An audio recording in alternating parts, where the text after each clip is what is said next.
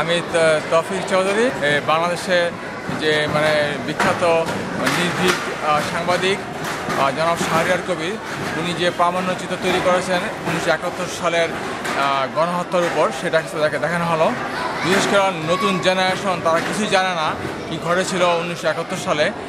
এটাই আমাদের দায়িত্ব যে জনগণ জানুক কি ঘটেছিল এবং তার সত্যের মুখোমুখি সবাই হোক। আমরা আবার সেই বিশেষের প্রতিফলন ঘটাই এ ধরনের ছবি, এ ধরনের চিন্তাধারার মাধ্যমে। আর শাহরিয়ার কবির, আপনাকে আমাদের সকলের তরফ থেকে আন্তরিক ধন্যবাদ। ইসলাম এর সঙ্গে জঙ্গি ওহাবিবাদের কোনো সম্পর্ক নেই এবং বাংলাদেশের গ্রামাঞ্চলের ব্যাপক মানুষ কিন্তু এই মত সমর্থন করে না এবং করে না। সেটা কিন্তু 71 সালে জামাত ইসলামীকে পরাজিত করেই কিন্তু বাংলাদেশের মানুষ এই সত্য প্রতিষ্ঠা করেছে। সেই কারণে আমরা বলতে পারি যে জামাত ইসলামী শক্তিশালী তো স্বাভাবিকভাবে সৌদি আরবের ওহাবি রাজনীতি, যেটা হচ্ছে প্যান ইসলামিক ডিজাইন, যেটা তারা এক্সিকিউট করতে চাইছে, তার টাকা পয়সা নিয়ে পরিকল্পনা নিয়ে এগুচ্ছে। কিন্তু বাংলাদেশের মানুষ, আমি বিশ্বাস করি, কখনো এটা অ্যাকসেপ্ট করবে না। তবে সাময়িক তো পশ্চাদপসরণ হয়েছে, এই সত্য আমরা অস্বীকার করতে পারবো না। আমি জানি ইউরোপে নাৎসি পার্টিকে নিষিদ্ধ করা হয়েছে, শুধু জার্মানিতে না, ইউরোপের কোনো দেশে নাৎসি পার্টি নামে কেউ পার্টি করতে পারবে না। 1972 সালে বঙ্গবন্ধু যে অসাধারণ সংবিধান আমাদেরকে উপহার দিয়েছিলেন, সেখানে জামাত ইসলামীকে নিষিদ্ধ করা হয়েছিল। বঙ্গবন্ধুর হত্যার পরে জিয়াউর রহমান ক্ষমতায় এসে সংবিধান পরিবর্তন করে সেই নিষেধাজ্ঞাটা তুলে নেয় এবং তারপর থেকেই পাকিস্তানপন্থীরা, মুক্তিযুদ্ধের বিরোধী শক্তিরা কিন্তু দীর্ঘকাল আমাদের দেশ শাসন করেছে এবং সেই জন্যেই জামাত ইসলামী আমাদের রাজনীতিতে প্রতিষ্ঠিত হয়েছে। এবং আমরা কিন্তু এই যে আন্দোলনের পাশাপাশি, যুদ্ধাপরাধীদের বিচার আন্দোলনের পাশাপাশি এই দাবিটাও আমরা করছি, যুদ্ধাপরাধীদের দল জামাত ইসলামীকে নিষিদ্ধ করতে হবে, তাদের রাজনীতি করবার অধিকার বাংলাদেশে নেই। আরও সাক্ষাৎকার সংযোগ করবেন।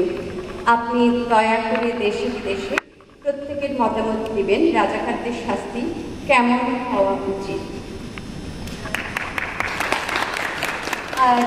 Then I will ask you my question. I have a question which will follow by this question. এটা মনে থাকবে, রাত্রে দিয়ে দেবো না। আমরা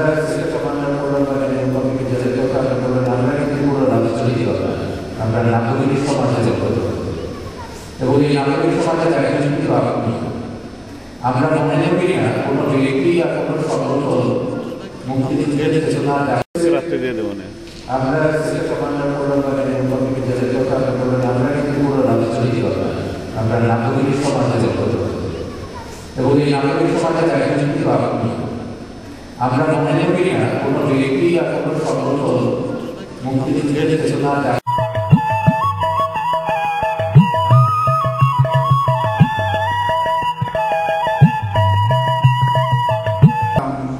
শাহরিয়ার কবিকে একটি মানপত্র দিবেন, একটা ছবি দিবেন। ছবিটি বাংলাদেশের ছবি এবং তার ছবির মধ্যেই মিল আছে, কারণ উনি বাংলাদেশকে ভালোবাসে, বাংলাদেশেই মিলে।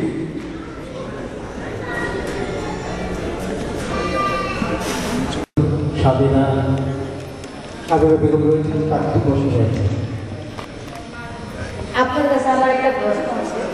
বাংলাদেশের আলবদরার সামনে রাজাকার তারা বিদেশেও পলায় আছে এবং আমাদের মাঝে ওরা আছে, কিন্তু আপনারা অনেকবার বলছেন যে সামাজিকভাবে এদেরকে বয়কট করার জন্য, কিন্তু আজও আমি দেখছি না ওদেরকে সামাজিকভাবে কেউ বয়কট করতে। এদেরকে বলে আপনাদের কি করণীয় আছে? আমার এই প্রশ্নের উত্তর।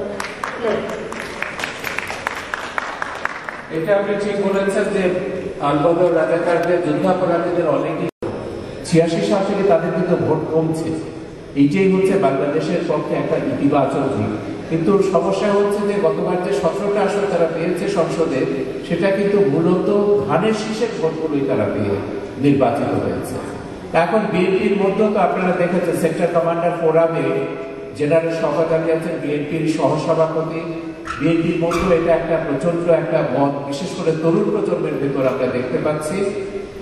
তারা বলছে এইসব যুদ্ধাপরাধের দায় দায়িত্ব আমাদের নেওয়া উচিত নয় এবং তাদের বৈধতা দেওয়া উচিত নয়।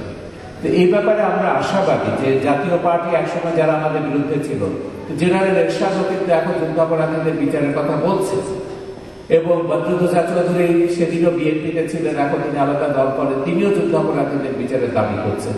তো যেটা আমরা ছবিতে বলেছি, যুদ্ধাপরাধীদের বিচারটা কিন্তু এখন সত্যিকার অর্থে গণ দাবিতে পরিণত হয়েছে। তো বয়কট করাটা, তো এটা ফেরদৌসী প্রিয়ভাষিনী কিন্তু বলেছে যে আমরা তো ঘৃণা প্রকাশ করতে পারি বয়কট করে, এবং ঘৃণা প্রকাশটা কিন্তু আমাদের উপর, এটা সরকারের ব্যাপার না। এবং অপরাধকে যদি আমরা ঘৃণা না করি, সেই অপরাধ কিন্তু বারবার তার পুনরাবৃত্তি ঘটবে, অসমাজে অপরাধও জন্ম নেবে। এটা ঘৃণা করাটা হচ্ছে সেই কারণেই জরুরি। আমি আপনার আর বুদ্ধিজীবী হত্যার প্রধান জল্লাদ বলা হয় আশরাফুজ্জামান খানকে।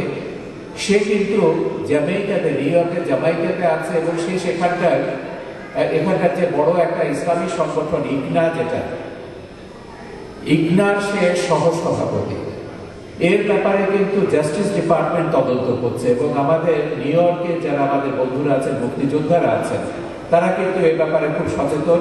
সে যতবার জ্যামাইকা মসজিদে আসতে চেয়েছে, তারা কিন্তু প্রতিবাদ করেছে, প্রতিরোধ করেছে।